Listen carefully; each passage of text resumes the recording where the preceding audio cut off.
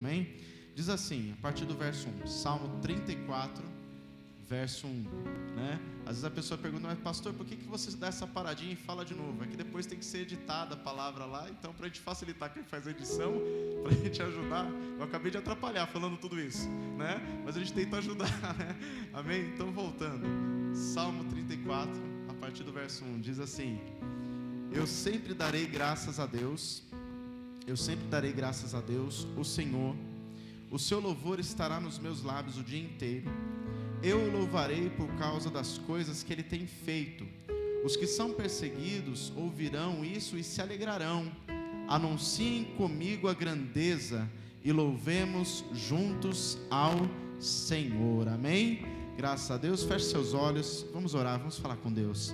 Espírito Santo, fala conosco nessa noite, continua ministrando os nossos corações, que a sua palavra que é verdade, a sua palavra que é aquela que liberta, que transforma, que cura, venha de encontro aos nossos corações, e nós possamos entender aquilo que o Senhor está falando conosco, e não somente ouvir, mas também praticar, para que possamos experimentar juntos o melhor que o Senhor tem para nós. Assim nós oramos, agradecemos a Ti, em nome de Jesus. E a igreja que crê e concorda, diga amém e amém, Jesus. Então, como eu falava, amados, o Salmo 34 é um salmo que expressa de maneira muito clara a sabedoria daquilo que Davi aprendeu na sua caminhada, a gratidão e o louvor por tudo aquilo que Deus tinha feito.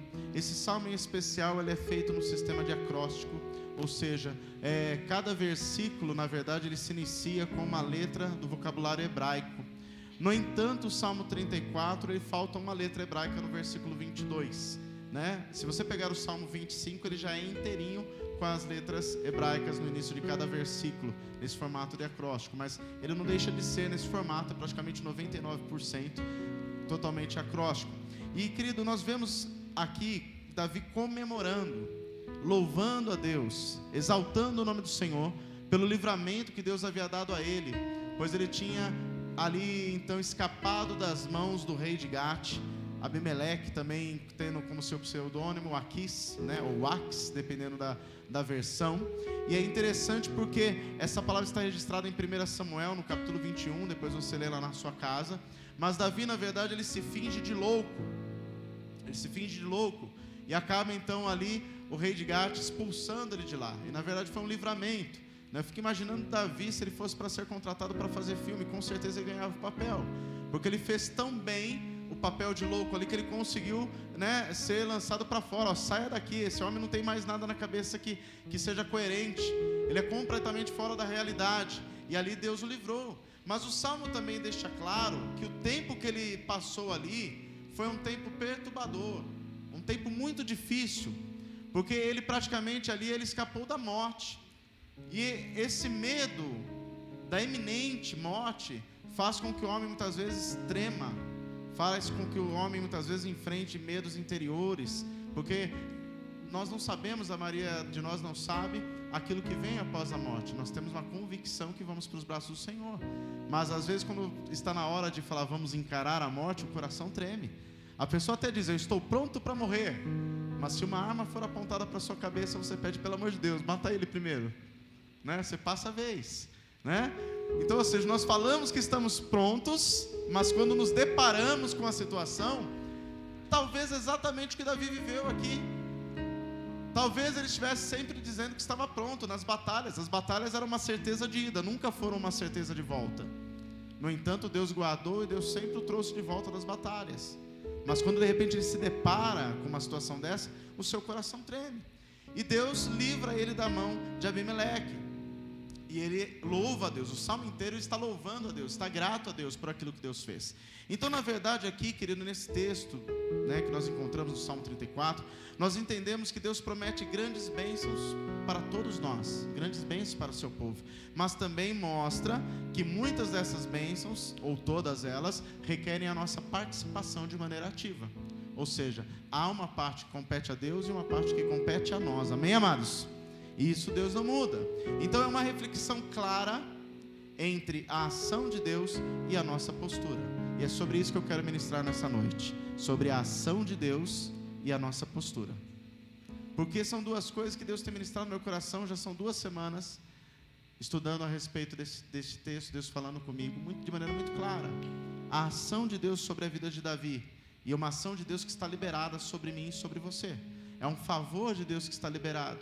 Mas nós vemos que essa ação de Deus, ela também está ligada à postura que nós adotamos, à postura que nós assumimos diante dele. Não fala de uma postura apenas diante dos homens, mas uma postura verdadeira diante de Deus. Amém, amados?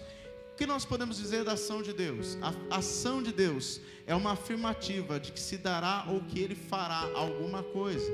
Não porque nós somos bonitinhos, não porque nós estamos nos esforçando numa direção, mas porque Ele não pode voltar atrás na sua palavra. Ele tem um compromisso.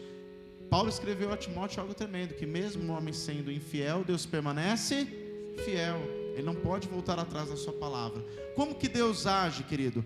Primeira coisa, Ele nos chama para Ele e cumpre as suas promessas a nosso respeito. Segundo, Ele nos liberta, e sempre quando nos liberta, nos leva a um lugar melhor do que aquele que originalmente nós estávamos. Terceiro, Ele muda a nossa sorte. E quarto, Ele nos honra à medida que nós vamos aprendendo a honrá-lo. Uma frase do bispo Oswaldo Mendes que eu gosto muito, meu pai, eu ouço ela desde que eu era adolescente. Ele fala sempre assim: Deus tem compromisso com aquele que tem compromisso com Ele. Ou seja, fala algo tremendo, que Deus ama a todos, mas Deus tem um compromisso firmado com aquele que tem um compromisso com Ele. Então, falando de ação de Deus, querido, a primeira coisa que Davi relata da ação de Deus está no versículo 4, se você estiver com a sua Bíblia aberta. Ele relata de maneira clara que Deus nos livrará dos nossos medos. Diz assim o texto: eu pedi a ajuda do Senhor e Ele me respondeu. Ele me livrou de todos os meus medos. O que é medo? Medo é a insegurança que uma pessoa sente quando ela sente uma ameaça, ou algo que possa feri-la, ou algo que pode trazer algum prejuízo. Mas há pessoas que são totalmente dominadas pelo medo. E o medo, quando nós entramos no âmbito do medo destrutivo, ele vem carregado de uma ansiedade excessiva. A pessoa às vezes não consegue dormir, qualquer barulho a pessoa se perturba, a pessoa não sente paz, e muitas vezes isso é acompanhado, não só das emoções, mas de coisas que acontecem com o nosso corpo. A pessoa sente falta de ar, a pessoa soa frio, a pessoa tem dores no corpo, tudo fruto do medo. Então o medo é algo paralisante. E olha que interessante, Davi com certeza sentiu medo, mas ele afirma de maneira clara que Deus livrou a ele de todos os seus medos. E essa promessa, se você perceber, querido, é uma promessa para todos nós. Deus quer nos livrar de todos os medos. O que aflige a sua alma, o que aflige o seu coração, o que tem tirado a sua paz, o que tem roubado o seu sono, o que tem muitas vezes mexido no seu equilíbrio emocional, Deus quer te livrar.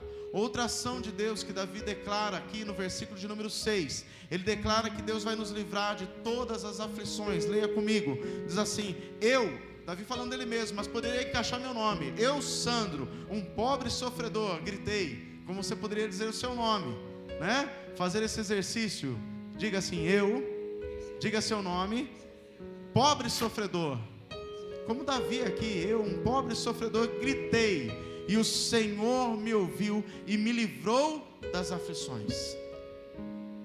Veja bem, amados, Jesus em nenhum momento disse que nós não teríamos aflições. Pelo contrário, Ele afirma que nós teríamos aflições.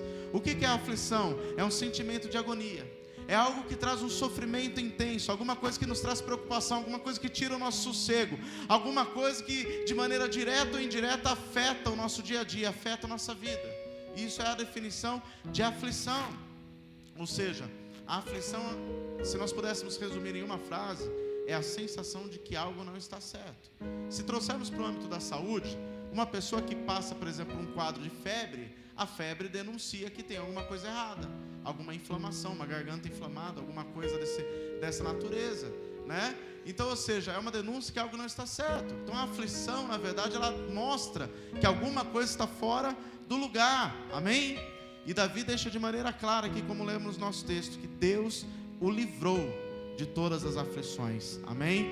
Outra palavra que Davi fala a respeito da ação de Deus está no versículo 7, que ele fala da garantia da proteção do Senhor. Ele diz assim: o anjo do Senhor fica em volta daqueles que o temem e os protege. Fala da proteção de Deus. Você vê que não está ligado ao lugar que você está, mas é uma promessa que está condicionada a qualquer lugar que aquele que teme está.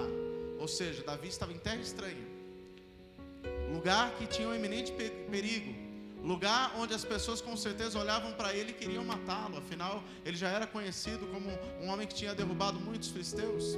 Mas no entanto, Deus o protege mesmo naquela situação. É da mesma maneira que Deus tem nos protegido e nos guardado, amém, igreja? Outra palavra de Davi a respeito da ação de Deus, continuando, versículo 8, ele diz assim, que ele é a nossa segurança. Olha que interessante o texto, ele diz assim, procure descobrir por você mesmo como o Senhor Deus é bom.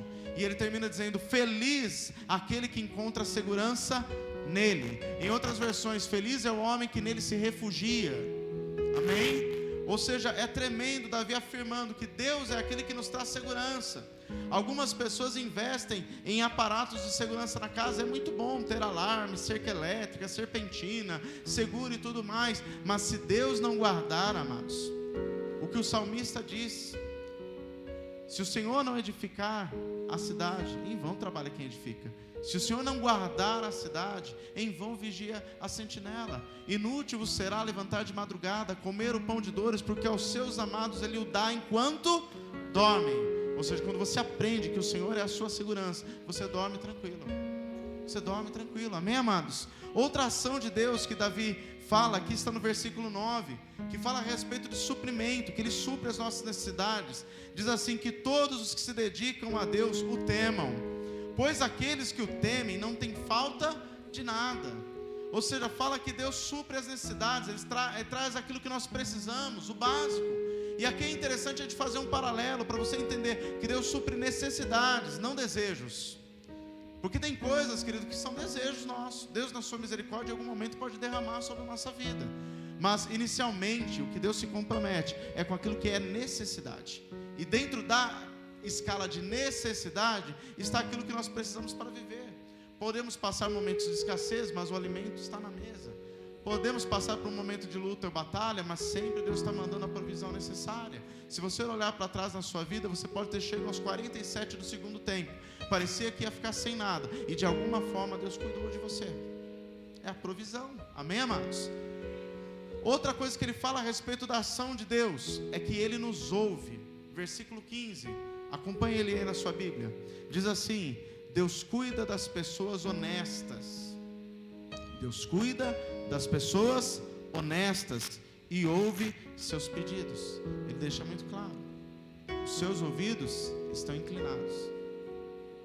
Ah, pastor, mas eu pedi e ele não fez. Querido, presta atenção, não também é resposta. Você que é pai, você fala sim para tudo que seu filho quer? Você deixou de ouvir o que ele pediu? Não. Mas se não é bom, não é o momento, não é o melhor, você diz não. Não também é resposta. Não também é resposta. Quem está me entendendo, diga amém. Tudo isso, querido, Davi fala a respeito da ação de Deus. Então a ação de Deus está liberada sobre nós, querido, da mesma forma que estava sobre Davi. Deus tem nos guardado, Deus tem nos suprido, Deus tem nos mantido de pé, Deus tem sido a nossa segurança, Deus tem nos livrado, Deus tem livrado cada um de nós dos medos, das aflições. Ele está com seu favor liberado para todos nós. Agora o outro lado, a outra ação, é a parte que nós devemos fazer. O que nós devemos fazer? Assumir uma postura. O que é postura? Vamos pegar no português. Diz assim que postura é um modo de pensar, ou seja, assumir um modo de pensar diferente, assumir um modo de proceder diferente, assumir um ponto de vista diferente, mudar de opinião, assumir uma opinião diferente, coerente, assumir um posicionamento. Fala de mudar hábitos, fala de mudar conduta e até mesmo mudar as direções e algumas decisões da sua vida. Ou seja, tudo isso, essa postura, ela deve estar alinhada com o quê? Com aquilo que é princípio estabelecido na palavra de Deus. Nós temos que colocar o quê? A nossa vida alinhada àquilo que Deus quer, aos princípios que Deus estabelece. Não é os princípios que a Igreja Batista Shalom estabelece, não é os princípios que o pastor Sandro estabelece, não é os princípios que o irmão Jorge, como líder do diácono, dos diáconos, estabelece, mas é o padrão que Deus estabelece. Quem está me ouvindo, diga amém. Querido, essa postura correta, o que ela faz? Ela atrai sobre nós a ação de Deus. Se você perceber em vários versículos que nós lemos até aqui, você vai encontrar a expressão, você deve temer ao Senhor, tema ao Senhor, tal. Sempre antes dele falar do resultado da ação, antes ele está falando da questão do temor. Porque o temor, ele nos leva a entender quem é Deus. e nos faz então entender que temos que nos submeter a Ele, para então viver esse resultado. Querido, a postura correta atrai a ação de Deus sobre a nossa vida. Walter McAllister, ele fala uma frase interessante, ele diz que a igreja não é chamada para ser eficiente, grande ou rica, ela é chamada para ser fiel. Ela é chamada para ser fiel. Um exemplo claro para você entender é o casamento. No casamento você assume uma postura de fidelidade através do compromisso que você contrai no matrimônio, certo? Então, ou seja, você assume uma postura de fidelidade porque acabaram os homens da face da terra? Porque sumiram todas as mulheres da face da terra? Ou seja, não é porque falta homem no mercado ou falta mulher no mercado que você está sendo fiel. Você está sendo fiel porque, independente de quem apareça na sua trajetória, indiferente da pessoa que possa cruzar o seu caminho, você é fiel àquela pessoa que você assumiu uma aliança. Da mesma maneira que nós temos que ser fiéis ao Senhor, ou seja, você assume uma postura de fidelidade. Keith Green, que era um cantor gospel, que faleceu em 1982, bem jovem, apenas 28 anos, tem algumas canções muito lindas. Ele disse uma coisa interessante demais. Ele diz assim: ir à igreja não faz de você um cristão, como também ir ao McDonald's não transforma você em um hambúrguer. Pode parecer até engraçado, né, essa analogia que ele faz. Mas a questão é, querido, que nós vamos apenas para a igreja é um passo. Mas apenas ir para a igreja é muito raso. Você precisa se aprofundar um pouquinho mais. Você precisa se mergulhar em Deus. Amém, amados? Porque, ou seja, se você não mergulhar, como que você vai se transformar num cristão verdadeiro? Se você não se derramar verdadeiramente diante dele, você vai fazer da igreja apenas um encontro social. Apenas um encontro social. Queridos, isso é muito sério, né? Você precisa assumir uma postura diferente diante de Deus. O que também não quer dizer que você então não deve ir para a igreja. Pelo contrário, você deve ir, porque um galho sozinho não é uma árvore. Uma folha sozinha não é uma planta. Uma porta sozinha não é uma casa. Quem está me entendendo? Ou seja, logo você sozinho não é corpo. Você precisa estar inserido no corpo, que é a igreja. Mas você não pode se limitar apenas ao ato dos dias de culto e vestir uma roupa de crente no dia de culto e falar: hoje eu vou para a igreja, hoje eu sou crente. E na hora que desce a rampa ali, volta aos velhos hábitos, volta às mesmas coisas. Eu não vou me lembrar agora o nome do escritor que citou isso, mas veio à minha mente, o Espírito Santo me trouxe aqui, que diz que ele fala a respeito da conduta do lar, que ele fala que a conduta do lar denuncia se somos verdadeiramente cristãos ou não. Porque na nossa casa está as pessoas que verdadeiramente nos conhecem. A minha esposa sabe verdadeiramente quem eu sou, como eu sei verdadeiramente quem ela é, né? Então, ou seja, é algo tremendo para nós refletirmos como que está sendo o nosso primeiro ministério, que é a nossa casa, né? Provérbios 9, verso 12, diz assim, que se você for sábio, o benefício será seu. Na versão da Bíblia Viva, fala assim: se você tiver sabedoria, quem vai usufruir dos benefícios dela é você mesmo. Mas o texto continua e diz assim: se você for zombador, sofrerá as consequências. Fala o quê? Vou abrasileirar. Se você tiver sabedoria e usar ela para o seu bem e aplicar aquilo que você tem aprendido, você vai viver o resultado disso. Se você não o fizer e não der importância, achar que aquilo não vale nada, infelizmente, você também viverá a consequência disso. Amém? Então isso é algo muito sério. Spurgeon, ele fala que a santidade é o lado visível da salvação. Ou seja, você olhar os passos de uma pessoa e encontrar a Cristo nos passos dela, isso é a forma visível de você ver a salvação. Aquela pessoa é salva. Não está falando aqui de pessoas perfeitas, mas está falando de pessoas que lutam contra o pecado, de pessoas que lutam contra as suas próprias falhas, de pessoas que lutam contra as suas próprias fragilidades, as suas lutas interiores, mas se esforçam em alinhar a vida e a sua conduta àquilo que Deus determinou. Isso por João é muito claro. Isso retrata verdadeiramente a salvação. Amém, igreja? Então, querido, o que atrai a ação de Deus na nossa vida? Podemos resumir em 3 coisas: a fé, a obediência e a gratidão. São as 3 coisas que atraem a ação de Deus na nossa vida. Então, o que compete a nós? Vamos continuar no Salmo 34. Primeiramente, compete a nós procurar a ajuda do Senhor. Isso é uma postura de fé. Você assume uma postura de fé quando você procura a ajuda do Senhor. Versículo 10, veja aí comigo.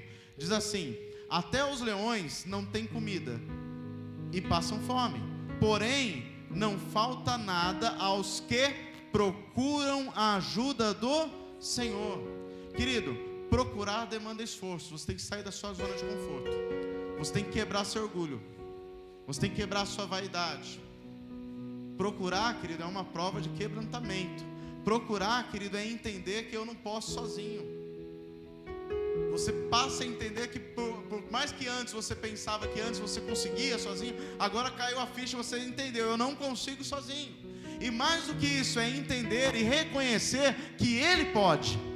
Aí você busca ajuda no Senhor. Agostinho, ele escreveu que ter fé é assinar uma folha em branco e deixar que Deus escreva nela o que Ele quiser. É você falar: Deus, está aqui a minha vida, eu não posso, Tu podes, faz conforme a sua vontade.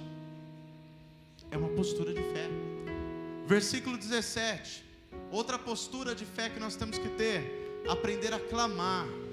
O versículo 17 diz: quando as pessoas honestas clamam ao Senhor, Ele as ouve e as livra de todas as suas aflições. O que é um clamor? O clamor é um tipo de oração mais urgente. É algo que você não ora em sussurros, mas você brada.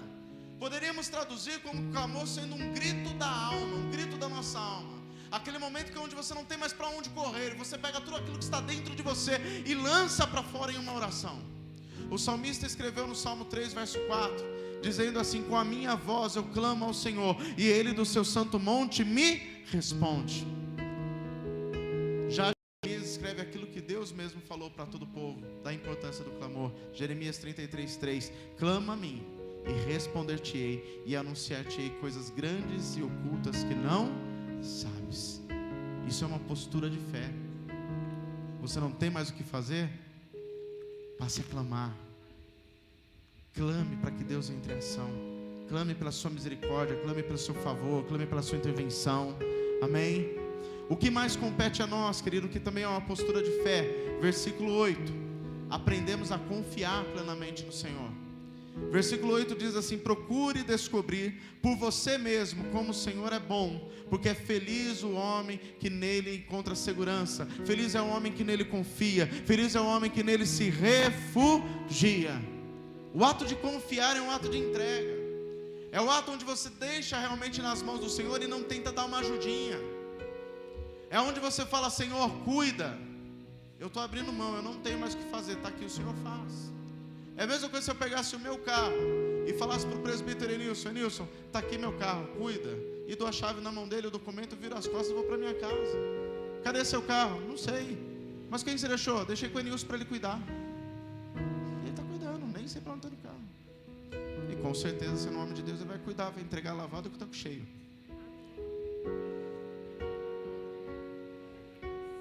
Amém? Posso ouvir um amém? A congregação disse amém. Mas você está entendendo, amados? A entrega é assim. Você deixa os cuidados. Amém? Isto é uma postura de fé. Então veja bem, querido: fé, obediência e gratidão. Outra postura de fé está no versículo 7, quando diz assim que o anjo do Senhor fica em volta daqueles que o temem e os protege do perigo, ou os livra. Mostra aqui a questão do temor.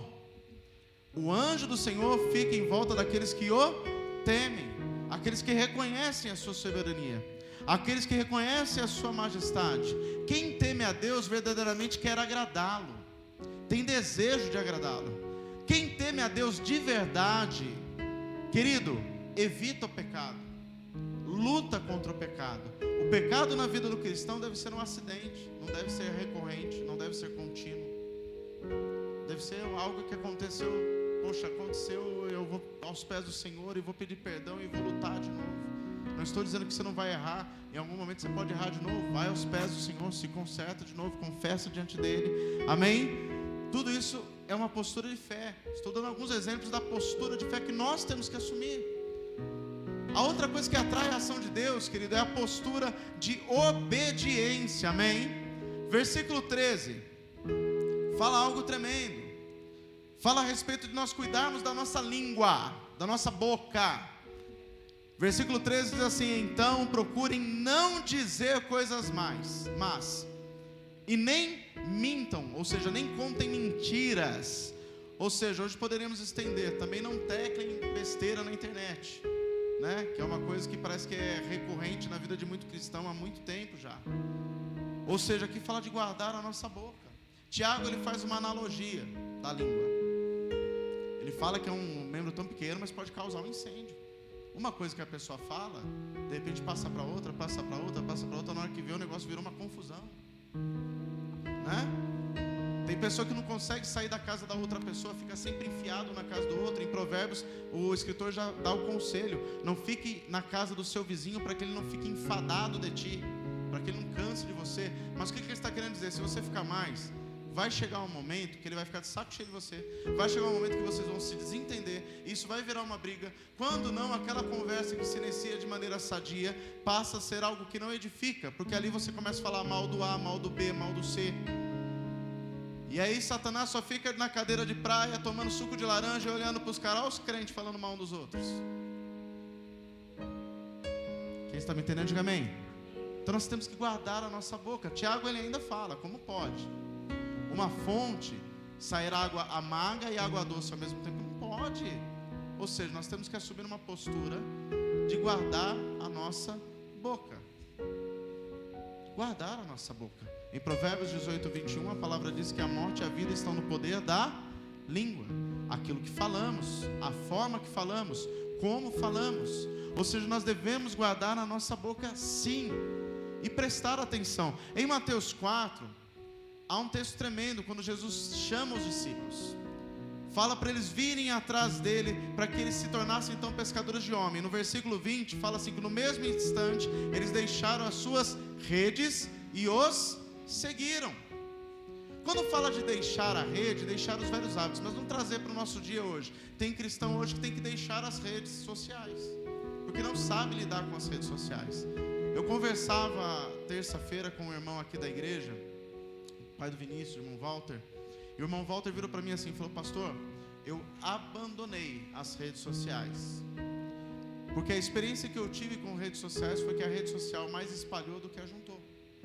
Tem pessoa que não tem um emocional equilibrado para ter acesso a redes sociais, porque faz do Facebook seu divã, pensa que é uma clínica de psicanálise, e começa a falar e não mede as consequências do que fala. E assim, por conta de Facebook, de Instagram, já teve casamentos que foram desfeitos, famílias que foram destruídas, crimes foram cometidos, e tanta coisa que a gente vê as histórias por aí que a gente acaba ouvindo. Então, ou seja, até para isso, amados, nós temos que nos guardar. Porque na internet também nós temos que refletir o amor de Deus. E amor de Deus não é falar o que a pessoa quer ouvir, e nem mesmo retratar o que eu estou vivendo na minha vida. Mas é quando necessário você postar uma mensagem bíblica, uma mensagem de ânimo, mas também quando for necessário, quando for algo precioso. Não entrar em discussões vãs que não levam a nada. Aí eu lembro, 2 anos atrás, me chamaram um dia no telefone: pastor, entra lá porque fulano com ciclano está discutindo na internet. Eu falei: meu irmão, não vou entrar não. Pastor, mas estão discutindo. Larga que se exploda, que ele escuta. Se não tiveram maturidade para discutir na internet, que se resolvam. Agora não vem chegar no gabinete aqui querer falar comigo não, porque não ouviu de mim nenhuma vez a instrução de ir discutir na internet. Pelo contrário, já faz anos que ouve aqui, a cada vez que eu entro nesse assunto, falando: tenham sabedoria, tome cuidado, não faça da internet seu divã, não fale em coisas que não deve, não entre em discussões. Sim ou não, igreja? Então, ou seja, não tem sido falta de instrução. Se alguém o faz, assuma cada um as suas consequências, porque a Bíblia diz que Deus retribuirá a cada um segundo as suas obras. Eu não sei se isso te faz tremer ou temer, mas pelo menos é para você refletir em nome de Jesus, amém? A outra coisa que compete a nós quando se fala de postura de obediência está no versículo 14, diz assim, presta atenção: afastem-se do mal, façam o bem e procurem a paz, e façam de tudo para alcançá-la. Então veja bem, ele dá 3 passos aqui importantes. Primeira coisa, se afastar do mal. Segundo, fazer o bem. Terceiro, procurar a paz. Querido, afaste-se do mal. Lá em Tessalonicenses, 1 Tessalonicenses 5, verso 22, na versão da Bíblia corrigida, fala a respeito da aparência do mal. Nós temos que nos abster de toda a aparência do mal. Na nova tradução linguagem de hoje, diz: afaste-se de toda forma do mal. Ou seja, tudo aquilo que na verdade não encaixa mais com a sua vida, se você realmente quer viver uma vida cristã. Tudo aquilo que não compete mais para você, que já você entendeu, que não é mais ligado à santidade do Senhor. Tudo aquilo que fere a santidade do Senhor. Tudo aquilo que fere a santidade é algo que você deve se afastar. Há pessoas que muitas vezes querem fazer alguma coisa, mas é porque é legal, todo mundo está fazendo. Se aquilo fere a santidade de Deus e esse é seu termômetro, abandona, se afasta daquilo. Há lugares que você não deve frequentar. Hoje eu falava com minha irmã, acho que ontem ou hoje, eu não lembro, a respeito disso. Tem lugares que a gente frequentava antes, se a gente for tentar frequentar hoje, a gente não se encaixa mais naquilo. A gente não consegue mais ficar ali. Você está me entendendo, amados? Porque não faz parte mais da nossa vida. O escritor Matthew Wayne, ele fala que algo interessante. Ele fala assim: devemos nos abster de pecar e de tudo que tenha aparência de pecado, que nos conduza ou se aproxime de pecado.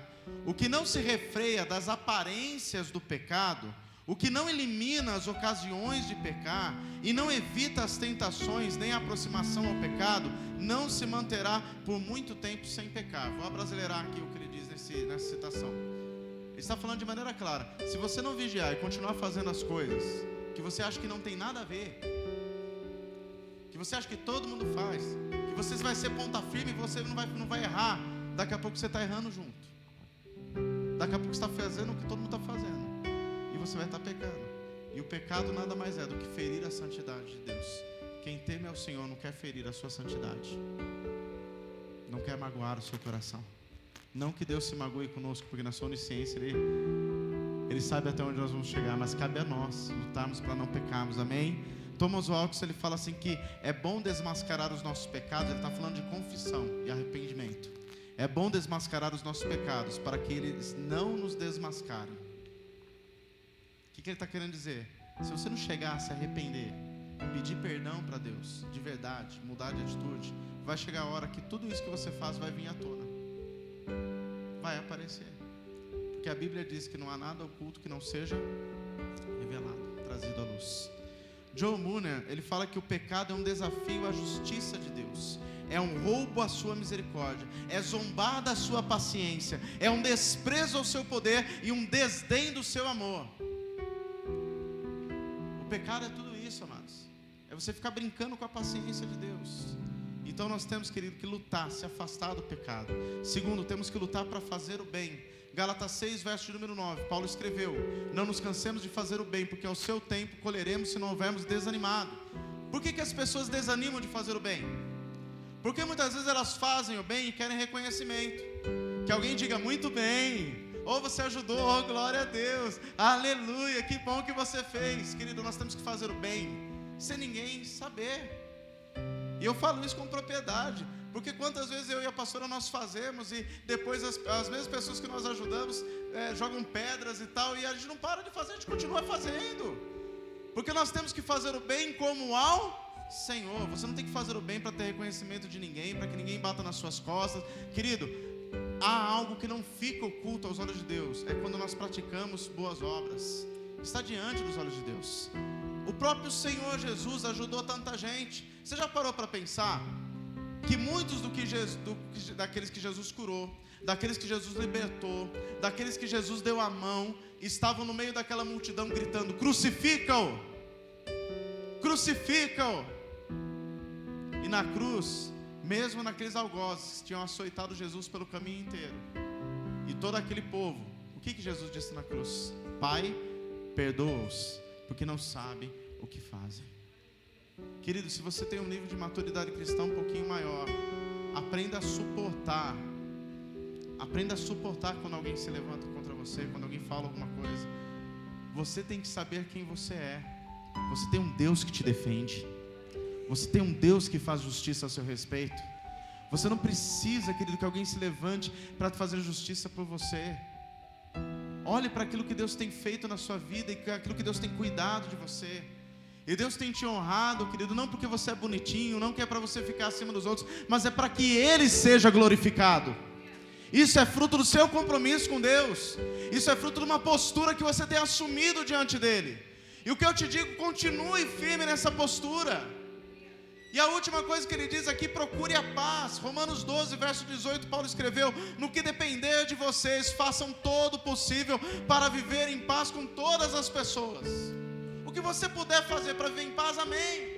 Pastor, mas e se essa pessoa não quiser ter paz comigo? Amado, segue a sua vida. Continua firme, segue em frente. Entrega aquela pessoa nas mãos de Deus. Nós vemos que Paulo, em certo momento, entregou Alexandre o Latroeiro nas mãos de Satanás. Falou: cuida dele. Eu estou te dando outro conselho: entrega nas mãos de Deus. Entrega, a pessoa está perseguindo, você tentou ter paz, não teve jeito de ter um relacionamento, no mínimo de respeito, de cordialidade. Senhor, está nas suas mãos, eu vou seguir em frente. Eu vou seguir em frente. O que você puder fazer, faça. Não entre em discussões que não vale a pena. Amém? E a última coisa, querido, é a postura de gratidão. Amém? Assume postura de fé, postura de obediência e postura de gratidão. No versículo 22, leia comigo. Diz assim: o Senhor Deus salva a vida dos seus servos. Aqueles que procuram a sua proteção não serão condenados. Fala a respeito da postura de servir. Servir é uma atitude de gratidão. Você chega aqui, a igreja está arrumadinha, os diáconos chegam aqui mais cedo para limpar, para arrumar, estão servindo. É uma atitude de gratidão. Você que tem ajudado, traz alimentos para a assistência social, você está servindo, é uma atitude de gratidão. Pessoas que têm vindo aqui trabalhar nesse tempo onde todo mundo está afastado para gravar vídeos. O pessoal do departamento infantil lançou um vídeo lindo hoje com a criançada, ensinando a respeito das cores e a palavra de Deus. Servindo, amados. Tem pessoas que têm servido aqui limpando a igreja, você nem vê, servido como intercessor, você não sabe nem quem é, às vezes está orando pela sua vida. Você já parou para pensar que você está de pé, porque Deus tem levantado intercessores pela sua vida? Quanto tempo faz que você não vê a irmã Elisama aqui na igreja, mas a irmã Elisama todo dia continua intercedendo lá na casa dela, orando pelas nossas vidas, a irmã Cida também, e tantos outros intercessores, estão servindo, amém? E servir é um ato de gratidão. E por mais que nós venhamos a fazer e fazer e fazer e fazer em qualquer área que nós venhamos a atuar, servindo ao Senhor, nós nunca vamos alcançar aquilo que Ele fez por nós. E o servir não se resume às quatro paredes da igreja. Você serve a Deus no seu trabalho quando você apresenta o amor de Cristo a alguém. Você serve a Deus quando você ajuda alguém que você vê que precisa de um auxílio, de uma necessidade, de uma palavra. E também eu abro um parênteses para que você entenda, querido, sempre buscar discernimento de Deus para dar essas ajudas. Mas quando você o faz, você está servindo. E isto é atitude de gratidão. Calvino escreveu que nunca seremos aptos para o serviço de Deus se não olharmos para além desta vida passageira. Está falando, sirva, mas também não espere nada nessa terra. Entenda que a recompensa verdadeira é na eternidade. Mas espera aí, pastor, Jesus falou que quem o seguisse teria recompensa nessa vida e na outra. Sim, Deus vai cuidar de você, mas o teu galardão você tem que pensar que não é aqui na terra, é na glória. Amém? E isso deve ser a nossa maior motivação. Hudson Taylor, ele fala que produzir frutos exige suportar cruzes. Não há dois Cristos, um que é acomodado para cristãos acomodados e um outro que luta e sofre para cristãos superiores. Há um só Cristo, e o exemplo que nós temos em Cristo é que Ele não teve por usurpação ser igual a Deus, como Paulo escreveu em Filipenses 2 a partir do versículo 5. Mas antes, tornando-se tomou a forma de servo, humilhou-se a si mesmo, pelo que Deus exaltou soberanamente, e hoje o seu nome está sobre todo nome. Mas vamos entender o exemplo. Tomou forma de servo. Quando Jesus entra na casa e os discípulos entram todos correndo para tomar lugar na mesa, Jesus chega perto da porta, pega o avental de servo, se veste, pega a bacia de água, se ajoelha perante o primeiro discípulo e começa a lavar os seus pés. E lava os pés um por um. Quando Pedro fala que não queria ser lavado, ele fala: se você só não lavar, você não vai ter parte comigo. Aí Pedro já foi no 880, então dá banho, Senhor. Mas Jesus lava os pés dele também. Mas quando Jesus termina e tira o avental, ele diz uma frase que resume o que o cristão deve fazer na maneira prática. Ele diz assim: vocês viram o que eu fiz, façais vós também. Nós não vemos Cristo se curvando ao mal. Nós não vemos Cristo fazendo coisas que envergonhavam o nome do Deus poderoso, Pai. Nós não vemos Cristo tomando uma postura soberba. Nós não vemos Cristo fazendo coisas que envergonhavam o nome do Senhor. Mas pelo contrário, nós vemos Ele como servo, servindo, até o último momento, servindo. E o resultado de servir, de entender o seu papel, é que Deus o exalta. Amém?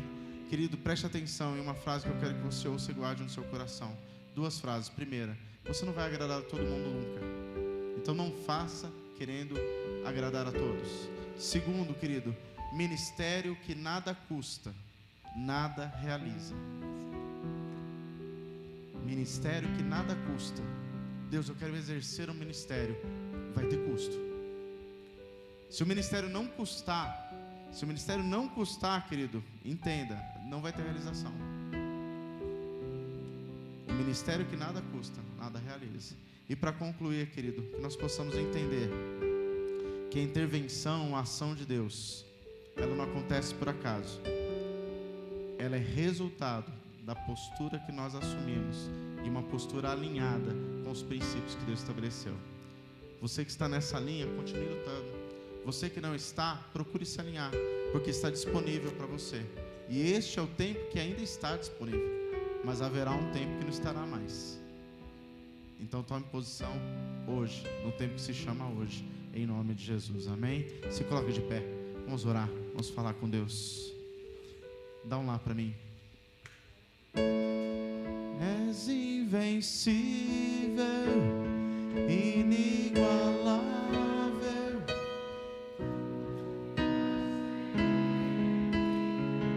Teu é o reino, diga.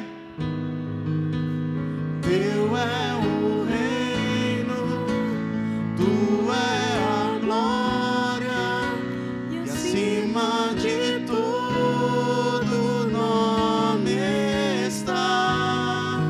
Poderoso esse nome é, poderoso esse nome é, o nome de Jesus, meu Rei. Poderoso esse nome é, mais forte que tudo é. Poderoso esse nome é, o nome de Jesus. Vamos orar, queridos, feche seus olhos. Toda a igreja de olhos fechados.